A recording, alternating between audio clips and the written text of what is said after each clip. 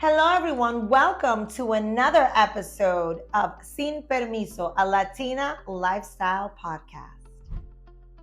Today, we're bringing a kind of a touchy subject, but also it's becoming a very common subject nowadays, and it's the subject of divorce, divorce and real estate. And I'm here with a divorce specialist and realtor and new team member for the Pratt Properties team, Anasha. Hi, Peggy. I'm so happy to be here. I'm excited to have you. Thank you. I'm excited for everyone to know a little bit more about your story. Sure. So, Anasha, tell us a little bit about how you grew up, what you learned from your parents regarding money, what the background is, and then what you did for education or work before you were in real estate. Sure. So I am from South America, a little country on the north, sort of eastern tip of South America called Guyana. We're bordered by Venezuela and Brazil. And your parents, where'd you grow up? So the interesting thing about my parents is that they were actually never married. I'm the product of an affair that my dad had. So he was married to another woman, and then he was with my mom, and then I was birthed out of that. Soon after, my mom left the country and she came to America, and I was left to be raised with my grandparents and my aunts and uncles. That's a typical thing in Latin American culture. And I think we see it in a lot of other cultures. And I always tell people that doesn't define who we are, but it does give us a slight edge where we kind of had to fend for ourselves, no? So then you grew up, where did you grow up? So I grew up in Guyana. The thing about my family in Guyana, though, is when people think of a third world country, they think of barefoot children running around. But that's not the case. My grandfather was a phenomenal businessman. And so was my grandmother, because when she got into it, she was able to drive the business even further. So what's interesting is that we actually grew up with some wealth, some prestige, like we had cars and stuff like that, and no one else in our area had that. However, my grandparents believed that coming to America was the ultimate dream. Despite their successful business, despite their multiple home ownership status, despite the vehicles and the money and everything and the maids and all of that we had, the fact is that they believed that coming to America was the ultimate dream. So they sold everything off, left their big beautiful home, abandoned it, and used their money to bring us all over here. Interesting. We find that a lot on this podcast. I talk a lot about the immigrant story, and you fit right into that. So you became an educator, Anasha. Yes. I became an educator because in my heart of hearts, since I was a little girl, I used to come home from school, run home, and teach my stuffed animals. I used to have them on the steps, and my grandfather, who was very supportive of me, used to have like an old pool table, and he would buy me chalk, and he would have me, write on the board as much as I wanted. And so in my heart, I always knew I wanted to be an educator since the time that I was a little girl. For me, it's not a job or a profession. For me, it's an inner truth, an authentic self in being an educator. And so when I grew up, I became a teacher. That's cool. That's awesome. So you went from being a teacher, you decided you wanted to get into real estate sales. So let's back up and tell me about your divorce and what went down and what you learned from that or what you could have done a little different. Right. So when I talk about my divorce, I'd like to treat my former family with the utmost respect. I love them, and I always will. Okay. So when I grew up, when we came to America, it was really, really hard. And what ended up happening is that my grandparents actually ended up on SSI or Social Security income. We were able to buy a home, but after some time and some hardships and things like that, we had to split the home into different levels. And we illegally took our one family home and made it into a three family home, which allowed for further income. And that sort of, kept us safe. However, things were really, really hard. And I also grew up in Southside Jamaica, Queens. So yeah, it's a tough place to grow up. Yeah, it is a tough place to grow up. It was definitely a challenge. A lot of fights, hair snatching, stuff like that. You know, you had to be ready. Like, yeah. I did a little of that in Roxbury. Right. Growing up. So when people are like, well, where do you get this fighting spirit? Again, an authentic self, because I had to become like that, right?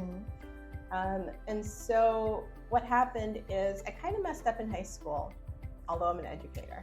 Kind of messed up, did some stuff I shouldn't have done. And then when it came time to graduation, I realized I couldn't get into a four-year college, but I knew I had to go to college.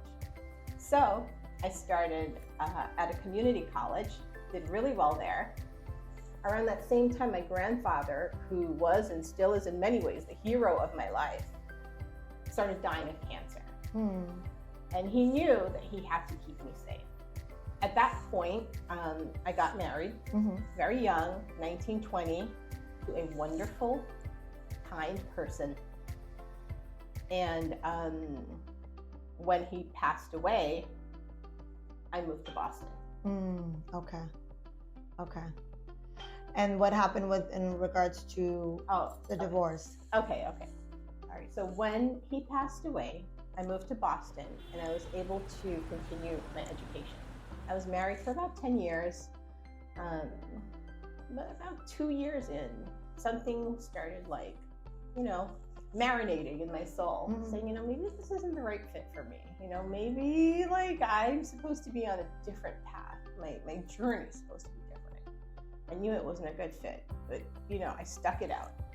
Because my ex-husband was a good guy. Most times we do. We stuck it out for longer than we should. Right. I stuck it out. I had 2 beautiful boys, still have them.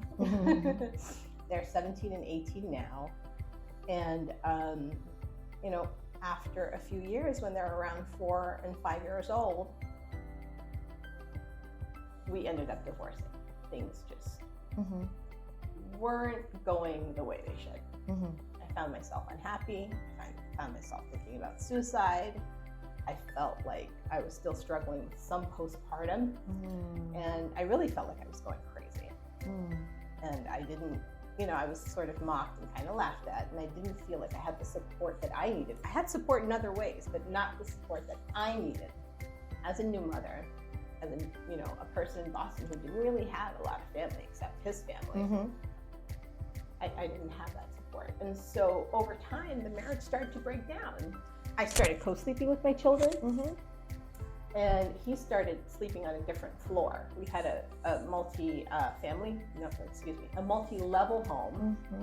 So I would sleep on the 3rd floor where the bedrooms were, and he would go down to the 1st floor. And after a couple of years of that, I decided this is what I want for my life. This is what I want for my relationship. So the home, you guys filed for divorce. And what do you feel that you could have done differently with regards to the home? So the thing about the house in my divorce is that as an Indian woman, and I'm not blaming this on, my culture or anything like that, because there are a lot of Indian women who do things differently than I did. I felt so guilty that I was the one leaving the marriage. And I felt that if I let him just have everything, I could go. And also, he would use that home and any income it could provide, whatever would happen down the journey, he would sort of use that home as a legacy for our children. I thought at the time that he would sort of always live in the home. The kids are always going to be little. Yeah. And what I didn't think about were the consequences of not protecting that home for my children or even for myself. So when I left the 401k, I left the bank accounts, I took my debt, and I left the house. And I let him have it all. Wow. I can understand now what your story is, how you walked away, because the guilt inside that you felt culpable because you weren't the one hanging on and you had a family. And nowadays, looking back, I know you realize that you should have gone for half of the home, that you should have protected, because then what did he do with that home? So what ended up happening is he did live in the house for a few years after. His parents ended up moving in with him to help just support the day-to-day lives with the children, because he was sort of a part of that Indian family. He had that structure, and he had the income. So I thought at the time that my children were going to be safe with him, which they were. So does he end up selling the home? Yes. Okay. So after some time, when the children were around 13, 14, he fell in love again to a wonderful woman who's very beautiful. And what ended up happening is he sold that home that was once ours and used the proceeds from that home as a down payment on his new home for him, his wife, her son, and my 2 boys to all cohabitate in. So your concern, I can see how the concern was. You were thinking that this home was going to be the legacy. You thought short term. You really didn't realize that he could meet someone else and that the proceeds from this house would now go with her. And legally, they do belong. 50% of the proceeds belong to her and not your children. So you and I have had these conversations where you say, I didn't do the things the way that I was supposed to. I want to make sure that this doesn't happen to anyone else. So you've made it kind of your career choice to be in real estate and specialize in divorce, so that this doesn't happen again to somebody And tell us a little bit about the book you wrote. Right. So I don't ever want to come across as a victim here. But the fact is that giving up my house without protecting it has had tremendous impact on my own life. And I believe it could have tremendous impact on the lives of my children because I didn't protect it. So when I left, I worked as a teacher, things like that. But I started renting. He owned the home. And, 12, 13, 14 years later, I'm still renting. And now, because he was able to sell that home and use the proceeds for it as the down payment and, the other fees and things like that come with purchasing a home, now he lives in $1 million home. And again, he's not a bad person for this. It's just that because I didn't think long-term about finances and the importance of a home, we see how, our lives contrast in so many ways financially.